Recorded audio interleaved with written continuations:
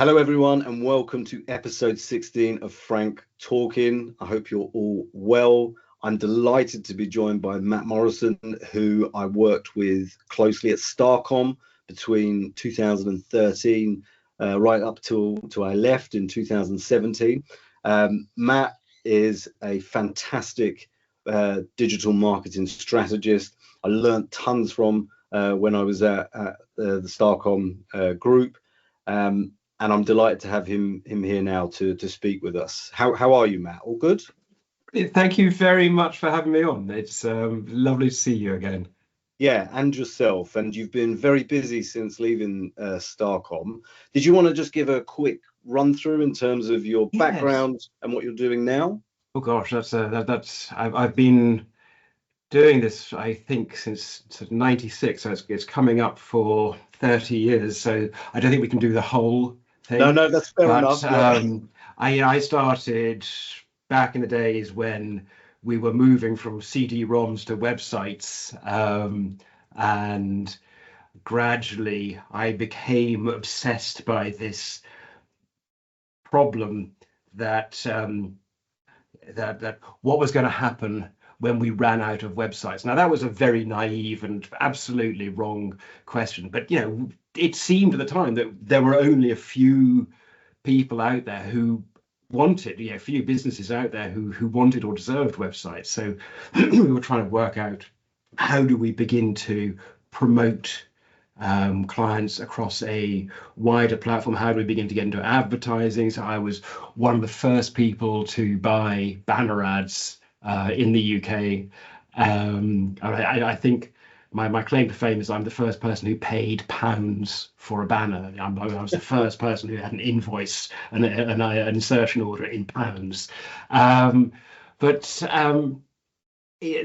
of went from there. I've worked across more or less the whole range of digital and advertising and communications disciplines. I've worked for a PR agency, a big network, worked for Starcom, worked for a few media agencies. My love really is still media. I find the challenges of that really exciting. And so as I moved into this sort of, I think, last phase of my career, I was trying to find something that just hadn't been addressed. You're always looking for an exciting new challenge, and there was this sector I knew quite well: professional services, lawyers, accountants, big management consultancies. I mean, really, these are sort of it's an interesting sector. And so I spent the last 8 years trying to build an advertising business that focuses in on this very weird niche sector. And it's been tremendously rewarding. So I work now, we have an agency called Digital Whiskey. We are the only agency which is designed to work with professional service firms. And we do a lot of very heavy data work, well, very heavy within this category, and media planning and buying. And it's been fun. Amazing, Mat. That's that great roundup, and really looking forward to jumping in with you in terms of looking through what you're currently exploring at Digital Whiskey, some of the kind of questions you get asked by clients. We will, of course, talk about AI and the impact that it's going to destroy our lives and everything that we do. But we will jump into everything. So yeah, good to have you here. If we look at, let's take right from the top, and if we look at digital strategy overall, if you get a new client within your niche, what kind of questions do you begin asking? How do you work with the team in terms of developing that strategy? And I'm quite keen as well to understand client involvement and how you bring them along with the journey as well. It's an interesting question for us because we're never quite sure. We do a lot of consultancy work. And so very typically we will be called in because a client has a dissatisfaction with the way that something is happening, whether it's their existing agency suppliers or whether it's an internal challenge. There will be an initial problem, and that problem will feel really big to them. Because and they would expect us to address that problem straight on. Now, I have never met a strategist who deals with a problem straight on. They will almost always do some version of the the whys. Why is this the problem? Are you looking in the right place? This isn't actually the problem that's and there is a deeper problem somewhere else. Now that is, for a client, very frustrating, because all they wanted was the answer to their question, and you're telling them that it's not the right question, and they need to start somewhere else. And we address this frustration by looking really, really hard at the data that they own, the data from their various platforms, and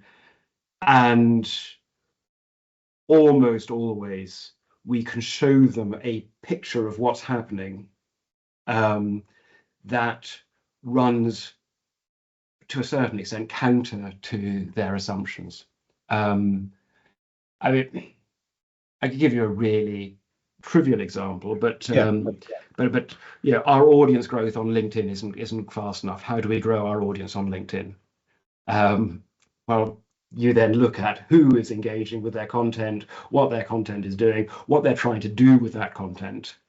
And typically you'll find that there are a set of assumptions there, like, we want a larger audience so we can drive more traffic to our site. We want to have a larger, you remember Samsung back in the day, we just want to have more followers than Apple. It can be either, but there's a set of assumptions they're making, which are often wildly wrong. And so really it's a process of both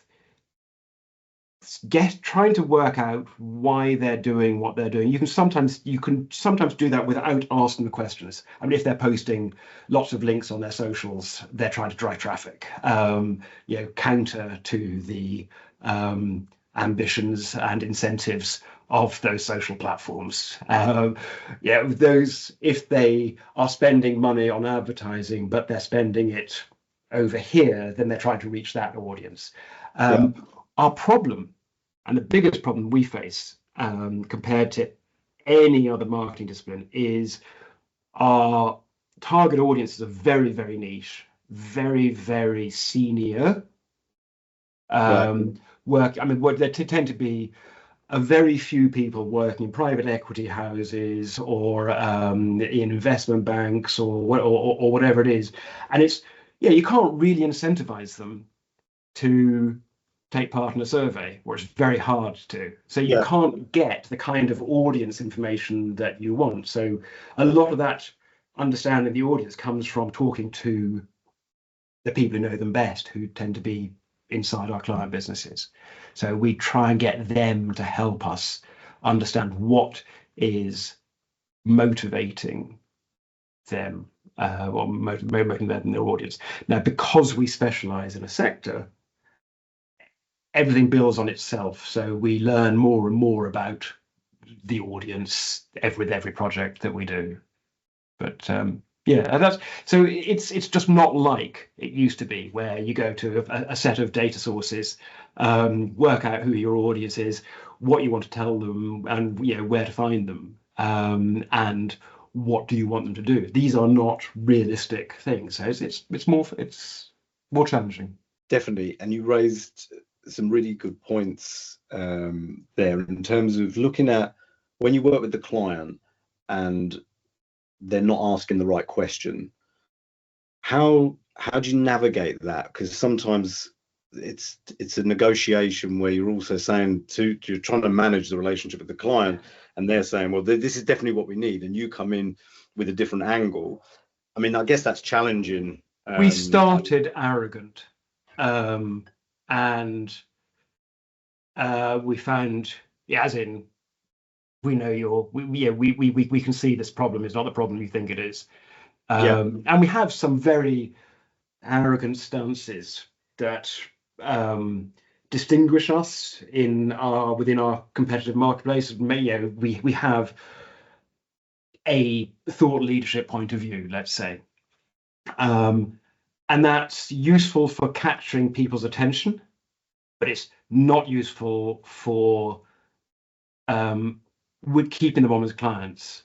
They appreciate the cleverness, and they like working with you, and it's fun, but you can't then sell in the next thing. And so as an agency, our job is to win and keep and grow clients. And so we have to keep stepping back. And it's taken us 8 years, but we've found a series of products that people want to buy that we're happy to sell. And product services, and we certainly did start by anybody who's starting in the early days, the first thing you do is you take on any job you can. And you never turn anything down, and gradually you learn what's repeatable, what can be productized, what we can deliver that is notably better and prettier and more satisfying for them. And we nudge them constantly in the direction we want them to go, because what we want them to do, this is absolute self-interest. It's partly philosophical, but we want them to stop thinking about their websites as this great big sunk investment, and start thinking about how do you reach your audiences, and rather than how do you bring them back to our site. There's no real value unless you're a publisher or an e-commerce, or there's often no real value to traffic on your site, or no different to what you could do with them elsewhere, and it's a lot easier to reach them elsewhere. Your experience within media, you will have seen so much change over the years, gone from mass to targeted to mass, and taking obviously the Byron Sharp view about targeting the whole market, not just a set kind of part of it. How do you feel media has evolved over the last 10 years, and more recently, obviously, what we're seeing since obviously the rise of AI, which we'll jump into, generative AI. What are you seeing? Oh God! So when I started in the 90s and early 2000s, our point of difference in digital, what we were using to sell in this unknown channel to people, was accuracy, data, the fact, we all. If you get anybody of my sort of age, they'll all have said this. I know which half of I know that half my market is working. I only wish I knew which half. Well, now you do, because digital tells you everything. It's like, and my God, we sold that in the 90s, and we carried on. By the time the 2000s were coming, we were getting into exchange traded media. It was getting very exciting. There was a lot of data. We could see, for the whole of the 2000s, we could see this direction that we were going to get more and better data. We were going to solve the data challenges of people on multiple devices and multiple apps. We were going to solve these problems of just being able to have amazing visibility of our individual consumers, and the processing was going to be fast enough that we were going to be able to deal with millions of people, but one at a time. It was going to be that was the journey, and we got into hyper targeting, and there was a moment on Facebook in the late 2000s where you could target maybe 6 people. You could do it was and for the kinds of people who were working in it, we were technically adept, we were data literate, we were excited by this in a way that arguably nobody else in advertising was. But what we hadn't realized was 2 things. One, we had begun to change client demands over time. So everything. Two, that the audiences were now absolutely. I mean, we were all saying it. That audiences are all more on digital than they are on terrestrial. And the newspapers were dying. We knew we had won. What we hadn't thought about was what the consequences of that were. Yeah. That's a very Facebook way of thinking, isn't it? Yes, exactly. My God, we did so well, and then shit. And as you say, Facebook and Google were swallowing up an awful lot of, because it turned out they were even more technically adept and data literate, and and we'd lost all the people who were involved in craft, and we had the agencies, we'd grown really hard, and we had become these sort of we were looking at the big consultancies and trying to become more and more like them. Productizing, becoming Martin Sorrell and deciding that you're actually sort of our old sort of ZCs where you have this. We are now tech companies because tech companies get valued differently. So we're not very good at being tech companies. There's that. So I think that's been a really bad meta change for us. And then along came all the privacy scares, the reining back of that data, the end of that 10, 15 year trajectory of we're going to get more and more precision targeting. And at the same time, the Ehrenberg Bass Institute and Byron Sharp and all of those big TV and press thinking people were coming through. That message was becoming more and more. Now, I think everybody in advertising now sort of believes that you go broad and you have a single message and you don't do this sort of personalized message, personalized timing, personalized triggers, whatever it is. You don't, that the tech platforms want us to do. But for my category, I had to think about this really hard because actually my audiences are small. And yes, I could buy half a page in the FT, or I could do a campaign on the FT, let's say, and more or less hit my audience. But there's a lot of wastage. And FT CPMs are punchy, really punchy. So we're always looking for ways to make it look like we're spending like millionaires, but actually so for us it's much more about budget control, but we don't have the budgets of a P&G or a Unilever. So we can't go that wide. Our message isn't relevant to that many people, so we do have to do this. So I mean, so there is this the whole thing. It does remind me of this.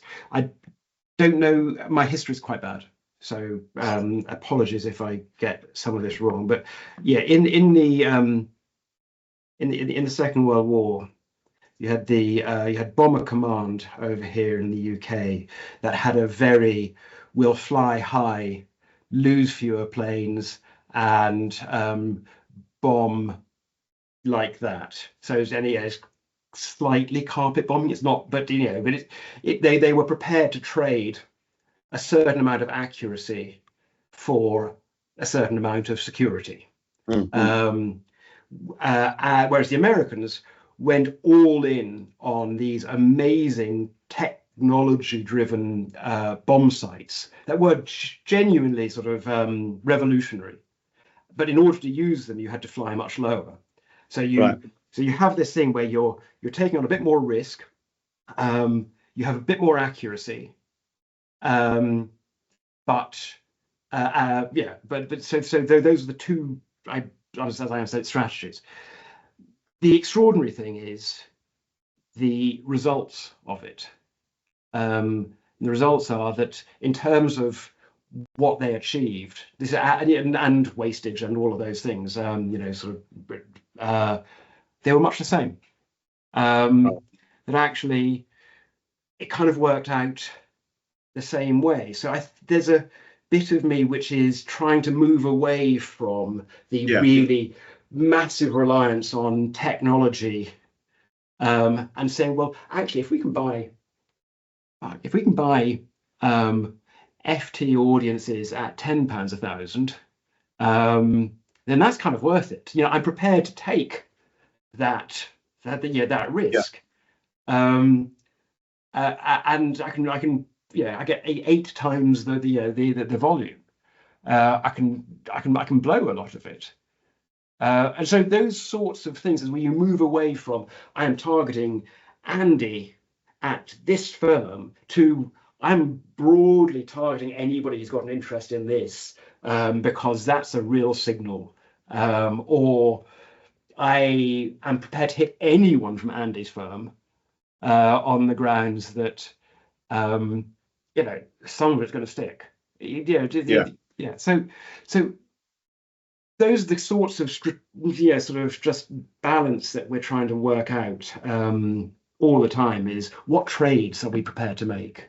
Do you think as well that like big brands and CMOs and the kind of decision makers as well, like they would have traditionally always favored the digital platforms because you can see results a lot easier and then it's easier to demonstrate ROI, whereas we know that is a very flawed approach. And you have obviously the brand activity that will then power the performance side of things. And I've spoke previously on one of these videos about the brand strategy, and people have a kind of a view that it's brand or performance, and they don't kind of have it where it works together, which is the kind of the approach you should take. But do you think that obviously with Google, Facebook, or Meta over the years have kind of integrated within some of these big brands, do you think it was the fact that they could offer those measurements and it's kind of marking their own homework though as well? So look how great we are, like this is the last click on this, we deliver this. I think that,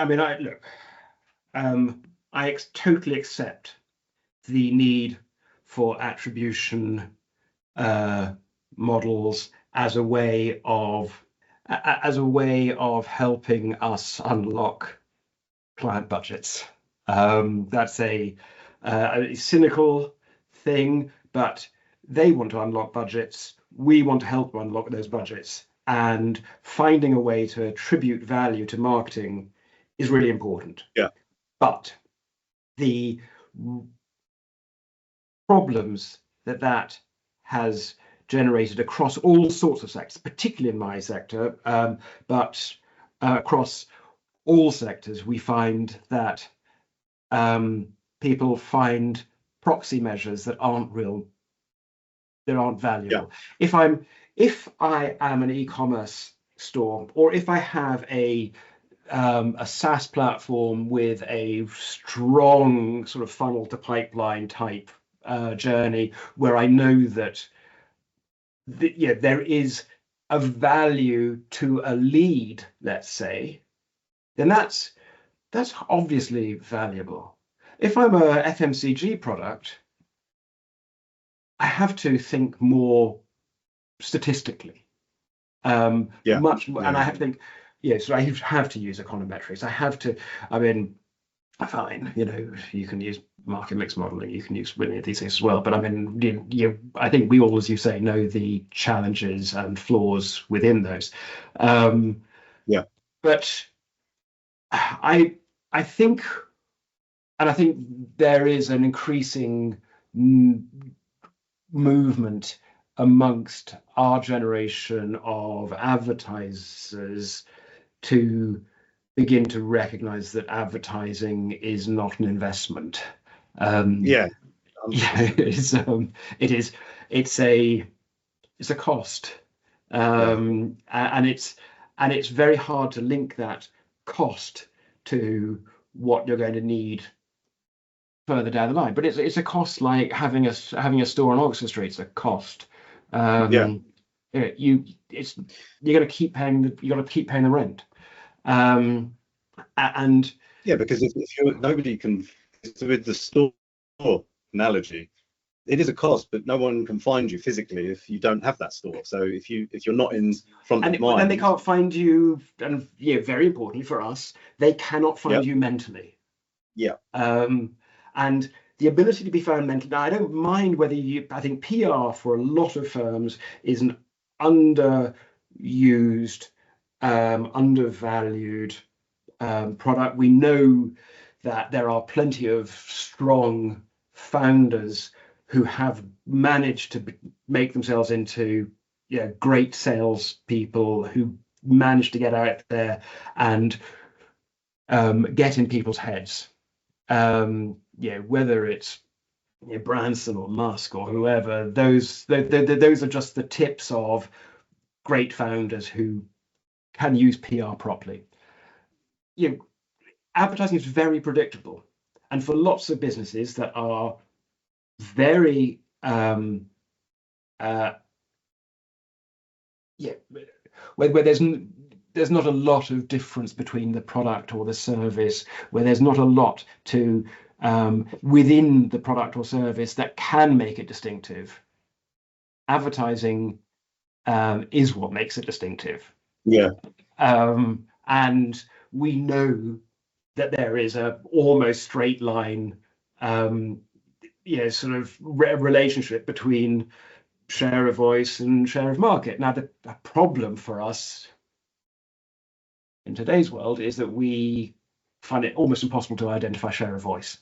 Yeah. It's for SEO people, it's kind of more interesting because that sort of there probably are metrics that look like that, like your position on page and share of search. Exactly, that is kind of doable, and I'm really excited by share of search as an indicator of that share of mind.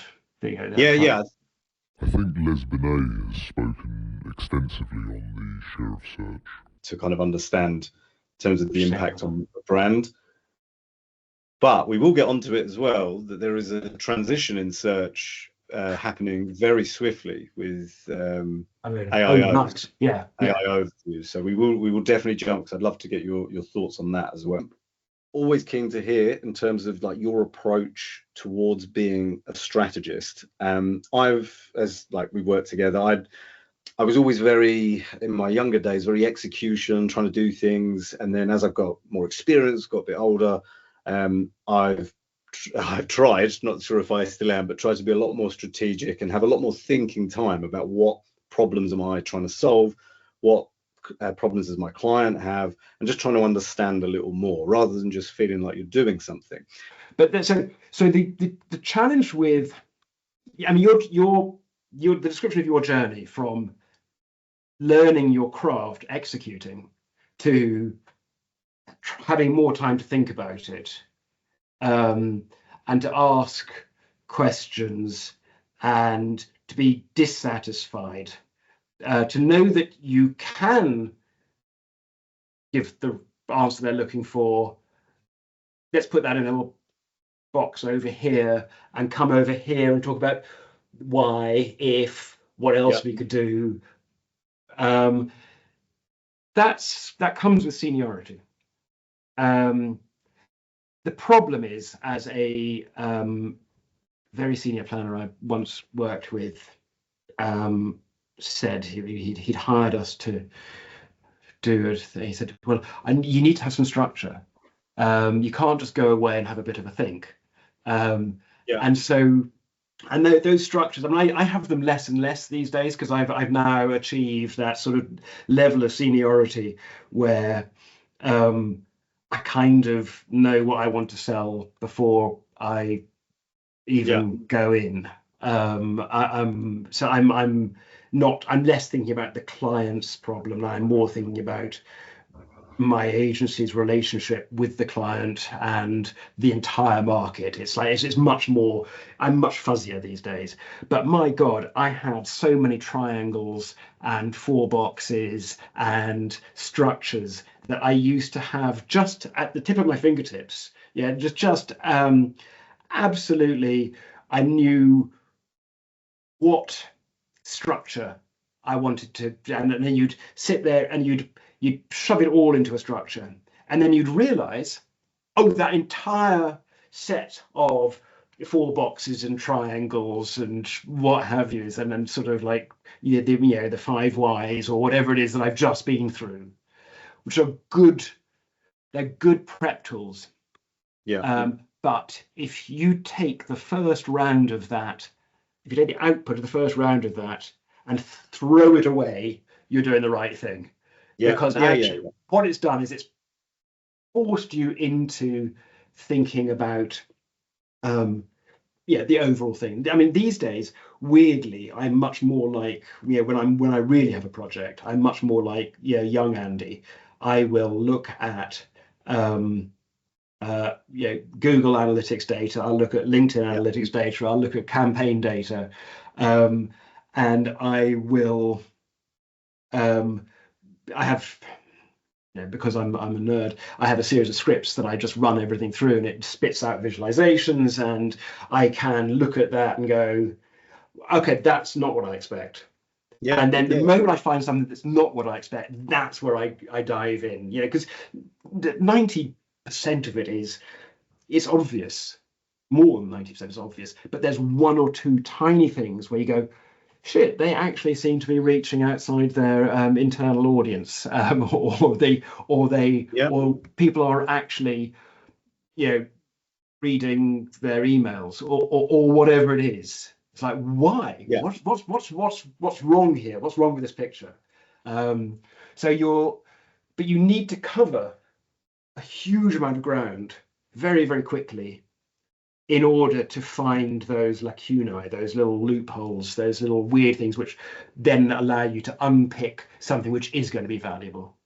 But that, again, exactly. So I think that shows the work that goes into that thinking time, because if you just go with this is clearly the case, because this is what I believe from what I've just seen, without jumping in and going, right, that 10% I was unaware of, that's all of a sudden giving me that additional insight and something that I can then act upon. And it's also, it is a lot nicer for a client when you come in and you don't say that, honestly, all your marketing efforts are wasted. If you go and go, this was really interesting, and then you work out from there, and this is how that would change everything else. So you take something that somebody obviously loves inside the business, and you grow stuff from that. But that's much more about client management, and you need 2 or 3 people to help manage a client. I find it. I think managing a client on one's own is hard. Exciting stuff going on at Digital Whiskey. What type of questions do you get from clients in terms of what the next kind of phase looks like in terms of the digital landscape? Like, what are the concerns? We will obviously jump in dedicated section on AI, but just keen to get, like, in terms of what you're hearing from clients. Interesting thing here that our clients' biggest worry typically is demonstrating the value of what they're doing. Our clients are an operating unit inside quite odd partner-led businesses. So budgets aren't held centrally; they're held by the sector groups, and in many cases, certainly the law firms, the consultancies, the accountancies, any money that is spent on advertising is money that doesn't go into the partner's bonus or the partner's share at the end of the Right. year. So they're so genuinely getting budget is difficult for them, and demonstrating value is next to impossible, because a lot of the business comes through personal relationships, or rainmaking partners. And so what they tend to be looking for is marketing support rather than marketing.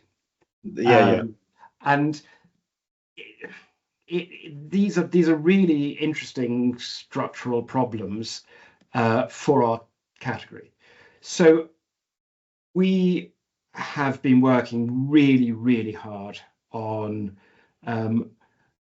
attribution models that work for this category, and it doesn't look like leads. That's the first thing, because nobody is going to hand a list, or it's not always true, but typically our marketing team cannot hand a list of likely looking emails to a partner who is extremely busy, extremely high value in terms of costly per hour, and expect anything really to happen from that. And so there's not that sort of relationship between the marketing and the sales function that you might find in other sectors. So the biggest challenge for them is demonstrating value, and we found a really, we think, simple way, which we more or less stole from Google, which is to look at the wins and then look backwards from that to see how we contributed to that. It sounds obvious. It's not. If you were doing it properly, you'd also look at the losses. Google doesn't look at. Google has absolutely doesn't look at all the user journeys that turn into nothing. They look at conversions and then work backwards. And that's, if it's good enough for them, it's good enough for us. Now, what we can do, if we stop looking at the individual email address level and start looking at domain level stuff, it gets really interesting, because there's a lot of good data on IP address data, let's say. There's a lot of good data inside a LinkedIn. There's a lot of good data inside some of the ad tech that we use. So we can report at company levels really, really well. So that's more how we do it rather than what the challenge is. But the challenge is, if you really look at why they want attribution, they want attribution to unlock budget, and we can help them do that by showing the partners a story that makes them go, oh yes, this has really, this joined up picture of how all of our events and our CRM activity and our email marketing activity and our advertising activity and our, to whatever tiny extent, our organic activity has worked. And because we also show site level data, it also makes everyone feel good about the website. Which is typically the most expensive thing in the whole sort of armory. Yeah, and you mentioned as well about IP addresses. Like, do you use any like account-based marketing or any kind of software to is that like a key lever from the B2B side? So we have we've tried a few. We are currently more or less we work mostly with lead forensics on the site data side. Their data also works with the DSP we're using to target, so we can join up the story quite nicely. Yeah, you can get some good data out of Dun& Bradstreet and Bombora and stuff like that, but actually the lead forensics data for our client base, pretty good, works well across Europe. We'll try a few others. Zoom Info we hate. Partly it's not just the pricing. The pricing makes them easy not to like, but also they just aren't. They aren't geared towards the kind of attribution and data capture that we need. Whereas Lead Forensics has a nice big open API and and does nice exports. They're fine. And it revolutionizes. I mean, just that sort of ABM data and reporting at an account level absolutely changes the game for B2B marketers. Getting partly the problem. Sorry, this is a philosophical problem that we have with the whole thing, is that the problem is that B2B has for so long been run by CRM CRM data, and we need them to step away from that to see that CRM data feeds into customer data platform, whatever you want to call it, rather than being the customer data platform. And it's really hard because all of the CRM providers are desperately trying to reverse into that CDP role. So it's with tools. We talked about lead forensics that you'd use for like ABM, and we touched across customer data platforms. What tool stack do you use? Like what kind of 5 tools can you not live without as a B2B marketer? So Supermetrics as a straightforward. That it's worrying how much we have just running on Supermetrics as sort of pipelines at the moment. Looker Studio, the free level Google BI tool. Before I jumped on this with you, I'm teaching myself Power BI because that's the tool of choice for a lot of our clients. I though live in Jupyter notebooks these days, which are, I know that's not for everybody, it's a Python. It's you just sit there. So I got RStudio for my R stuff, my Python, Jupyter for Python. You can build these shonky little Rube Goldberg workflows in that, and then dump that into a Google Cloud device, and you've automated something that previously you were using either team members or web workers to do. We scrape so much data. So the other thing, the last one, speaking of scraping, the other one that always gets a shout out, and again, if they break, I'm going to be so sad, is Phantom Buster. Have you come across them? Haven't, no. Phantom Buster is so LinkedIn is very resistant to scraping, and they are also very resistant to giving you any information that you need in an API. So you have to, if you want to find out, for example, if you're managing a stable of senior execs who are all posting on LinkedIn, and you want to be able to report on that on a sort of monthly basis, let's say, you either have to go in and collect that data manually, logged in as them, or you can use a tool like Phantom Buster, which just go off and collect the data. It's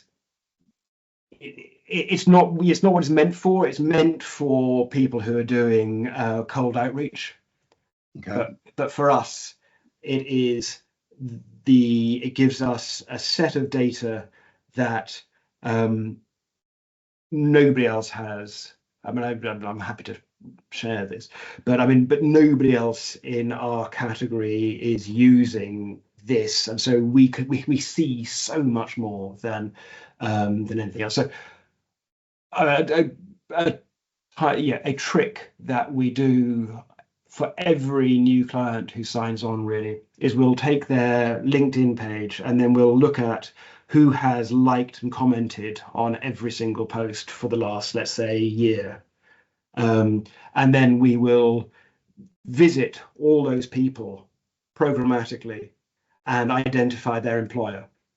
And we will then break down for the client who's seeing their LinkedIn posts. And unsurprisingly, it's not their clients. It's people who want to work there, so students or competitors. It's people who want to work for them, so vendors, HR people, tech vendors, and it's their own people.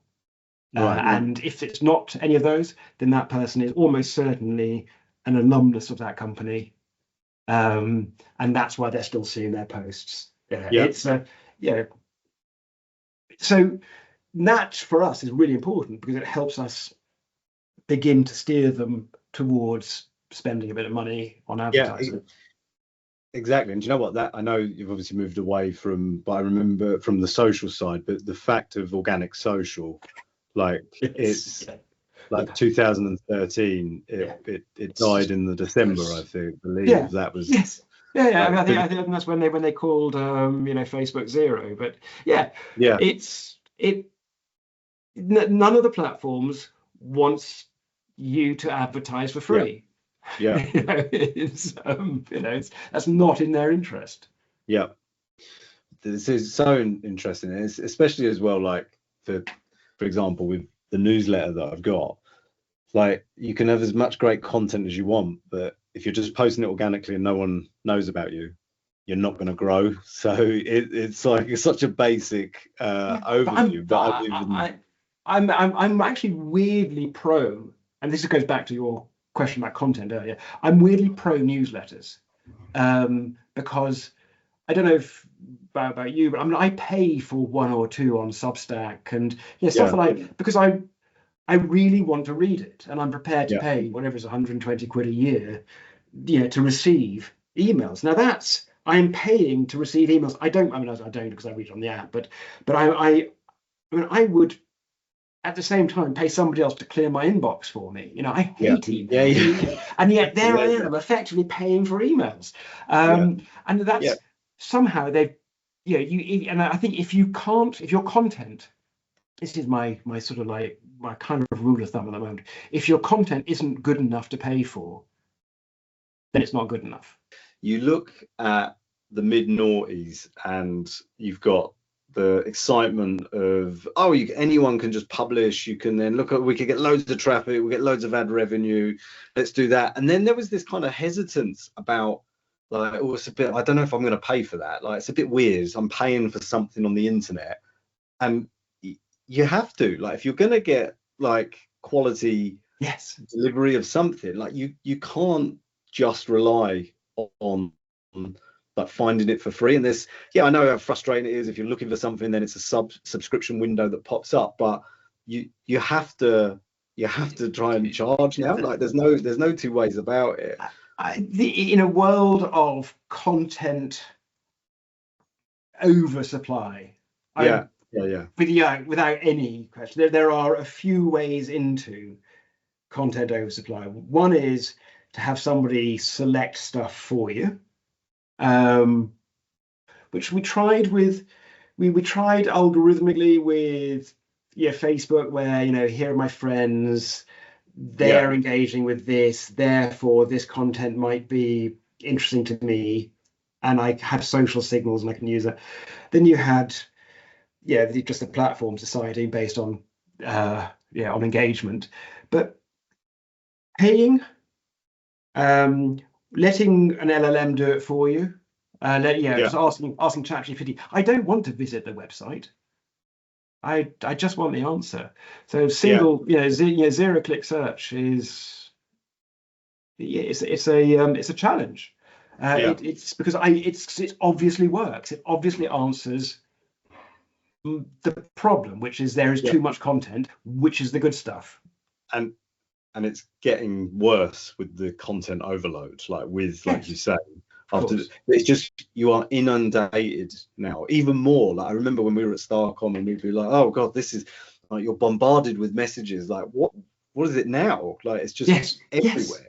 I mean, 10 years ago, we felt that we were in information overload. Now now that's default. Having our clients publish thought pieces or insight pieces or even updates or whatever it is,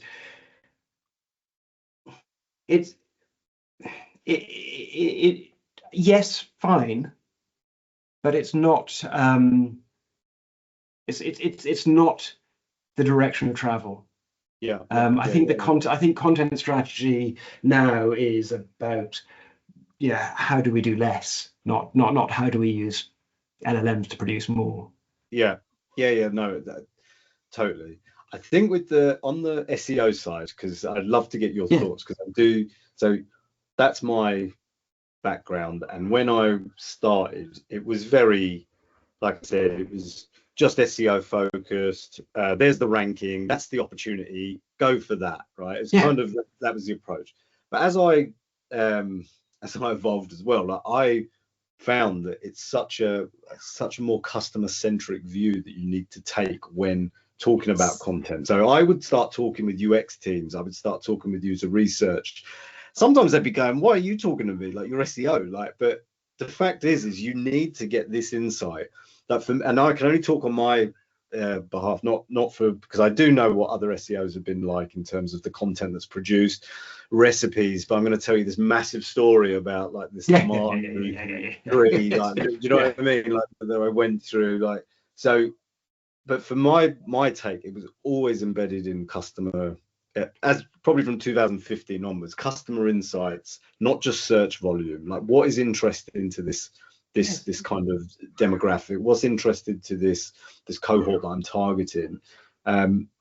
So I think that and I think a lot now when you're seeing the rise of AIOs, and sometimes they're looking at, or like SEO is dead. It is from what it was, 100%. But like everything should evolve, and Google is still the last time I looked, in terms of the gulf between usage, like Google is still a dominant force, but you're just going to have to adapt in terms of how you do your work as an SEO.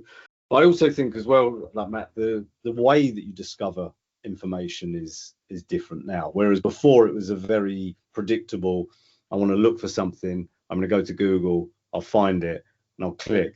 The fact that I will use ChatGPT, so for your point about summarizing an article, or if I want to find out about when a TV program is going to be on again, it's also about ease of use. You just open, like, don't even have to touch it, just say a command.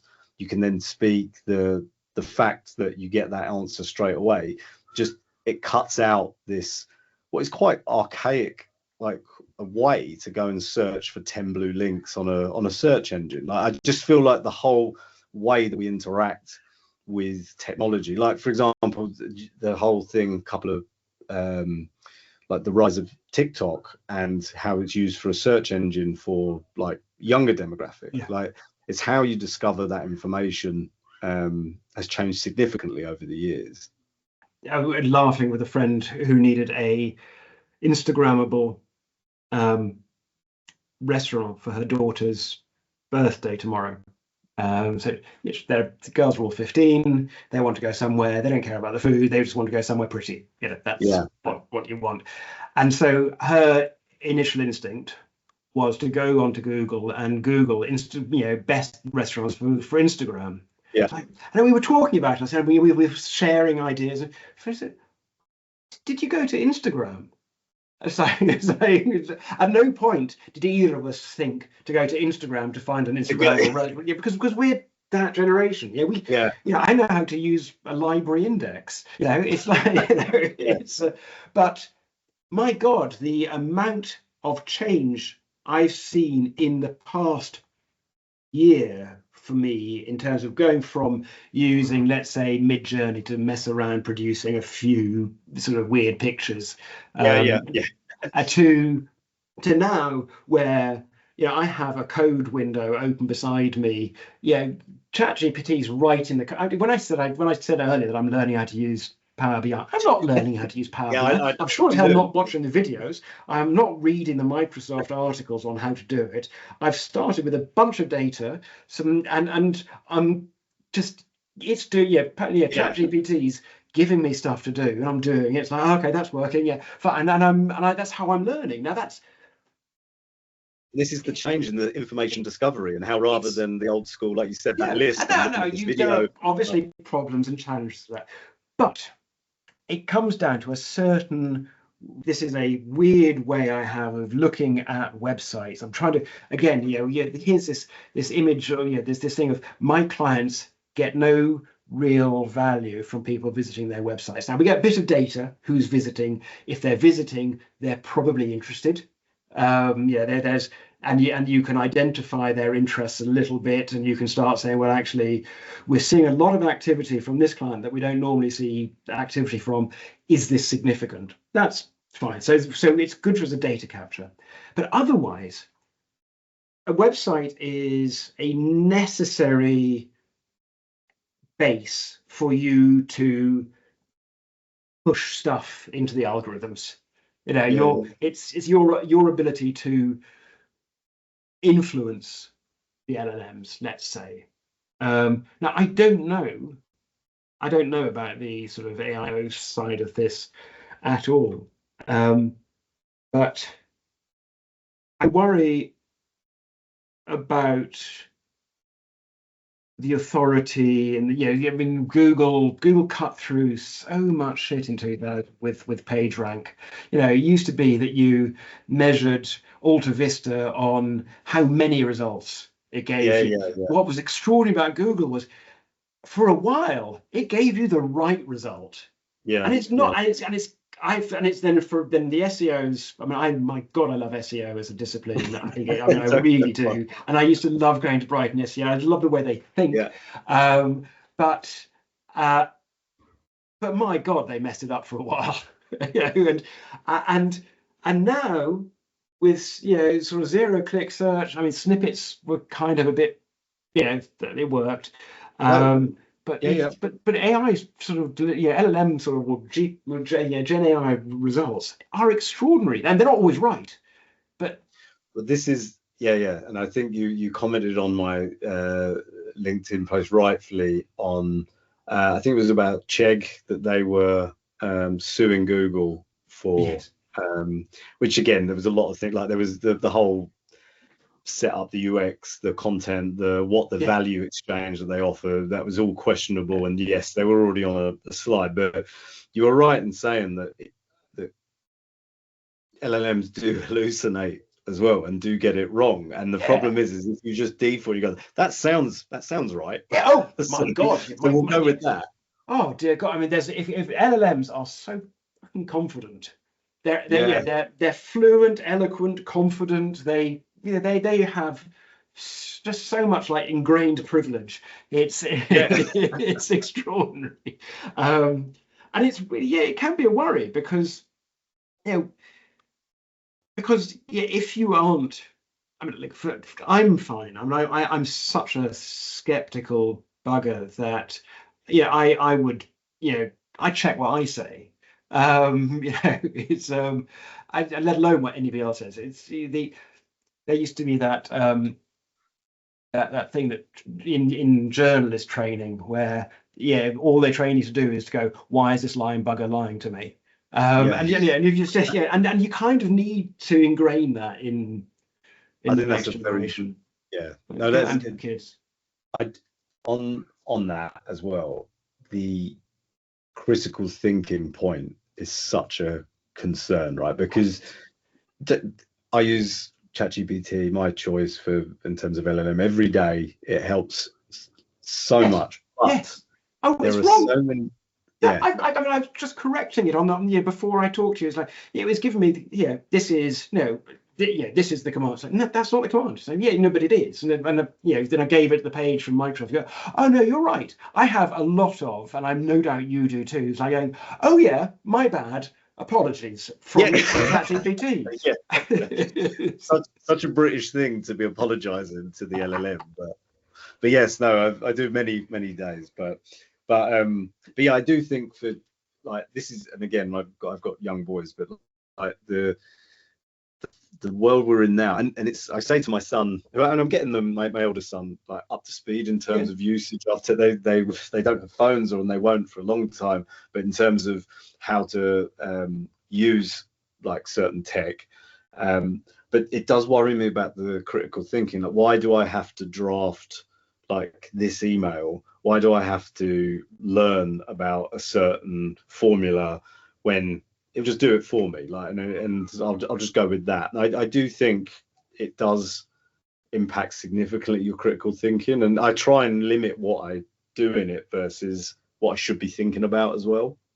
Yes, but actually, having said that, you asked earlier about the questions or the process of approaching a strategy, and actually, this is just a nice one to sign off with. Really, one of the best ways I have found, as quite a senior strategist, lot of miles sort of under my, you know, is to ask ChatGPT what it thinks, and then go, why is that wrong?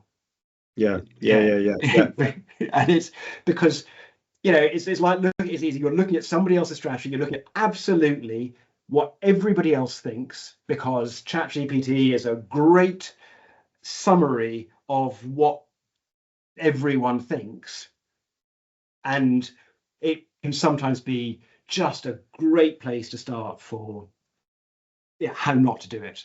You know, what do you need to do to not be like everybody else? Yeah. No, it's very true. And like I feel with it, we're still at the infancy of it all. Like it's the dancing Spider-Man gif from the 2000s where you're like, that's amazing. I can't believe that's doing it. But like, that's the stage we're at like now. And it's just gonna, like, every kind of couple of months, probably couple of weeks, I'm just more amazed at what I'm using it for, what to produce with. I mean, have you found that talking to your Alexa or Google Home or whatever it is you have is now so frustrating? 100%. I said this morning, like with my boys were playing some music, and then they were trying to ask it more advanced things, and I was like, look, lads, it's not the same. So, but it is